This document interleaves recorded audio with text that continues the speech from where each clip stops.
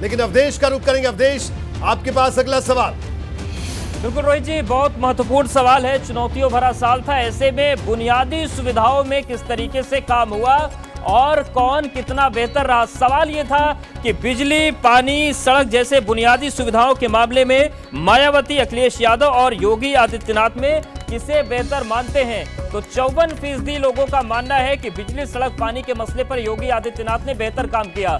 अखिलेश यादव जी के पक्ष में 28% लोग जाते हैं और मायावती को 13% लोग सपोर्ट कर रहे हैं कि बिजली, पानी, सड़क के मामले में बेहतर काम किया उन्होंने। और 5% लोग ऐसे हैं जो कहते हैं कि कह नहीं सकते, लेकिन बिजली, पानी और सड़क के मामले में सबसे ज्यादा समर्थन जो मिला है योगी आदित्यनाथ के कामकाज को मिला है। दूसरे नंबर पर अखिलेश यादव हैं और तीसरे नंबर पर बीएसपी प्रमुख मायावती। बिल्कुल बिल्कुल अवधेश, और जल्दी से एक छोटी छोटी प्रतिक्रिया लेते हैं। प्रदीप जी, क्या कहना है? बिजली, पानी, सड़क का हमने सवाल पूछा, कोरोना का सवाल पूछा, आपकी प्रतिक्रिया। देखिए, कोरोना में आप देखिए जो अभिषेक जी नियम बता रहे थे सेफोलॉजी का, उसके हिसाब से नेगेटिव में केवल 19% है। तो आप सोचिए 21% लोग जो है सपोर्ट कर रहे हैं सरकार का, उसने अच्छा काम किया।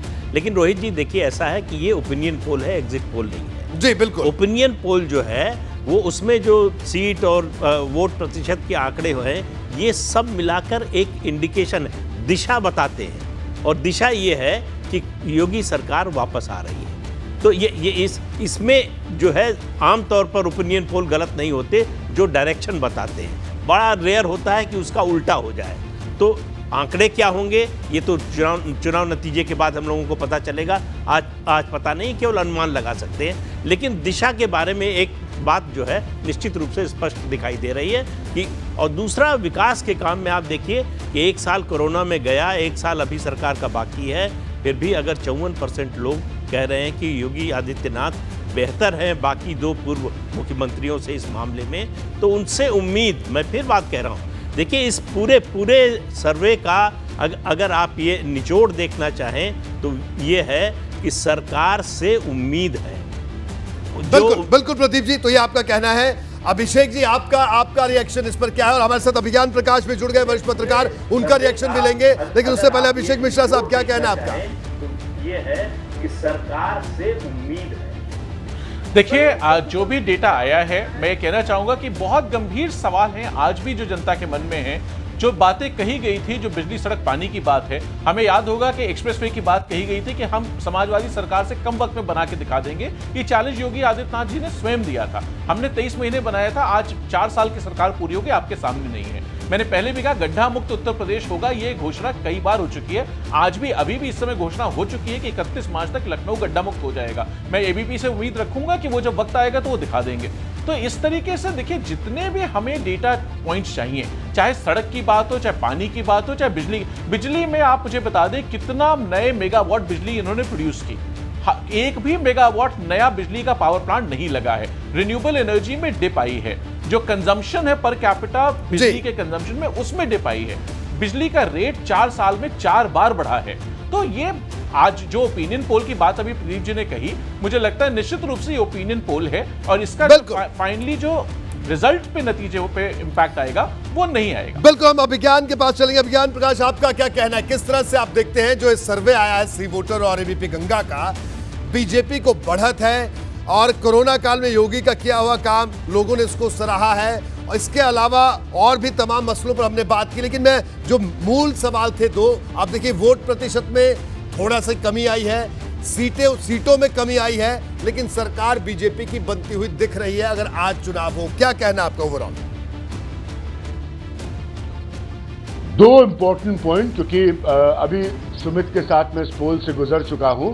पहली बात, जो वहां पर मैं बहुजन समाज पार्टी के एक स्पोक्स पर्सन को सुन रहा था, विपक्ष नजर नहीं आ रहा है उत्तर प्रदेश में उस दमदारी के साथ जैसा कि उसको नजर आना चाहिए। ओल्ड सिपोलॉजिकल प्रिंसिपल्स जो होते हैं वो कंपैरेटिव एनालिसिस करते हैं जब वो मूड पकड़ने की कोशिश करते हैं, और आप खुद ही कह रहे हैं कि आप लोग मूड बता रहे हैं इस पोल के जरिए। अब तुलनात्मक अध्ययन जब होगा और सामने कमजोर विपक्ष सा दिखेगा, तो स्वाभाविक है कि बहुत सारे मसलों पर जो मौजूदा सरकार है और मुख्यमंत्री हैं वो कहीं आगे नजर आएंगे। तो ये मेरा पहला पॉइंट है।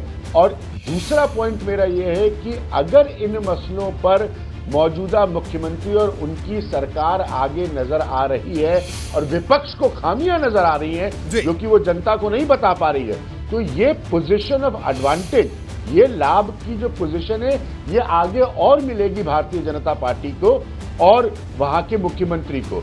तो अगर खामियां हैं, नाकामियां हैं, तो ये पहली जिम्मेदारी होगी जमहूरियत में, लोकतंत्र में, डेमोक्रेसी में विपक्ष को उजागर करने की।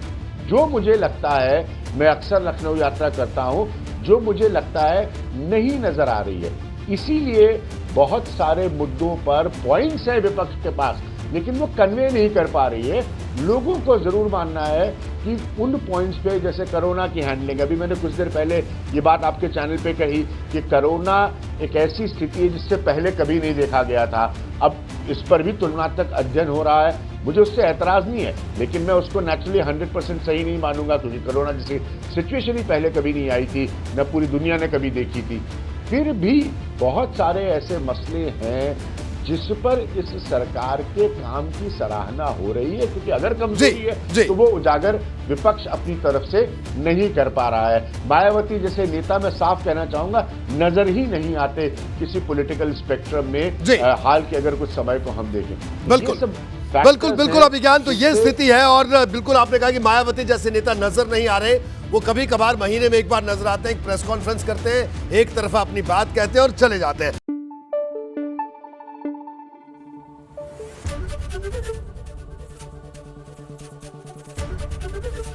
एबीपी गंगा, खबर आपकी, जुबान आपकी।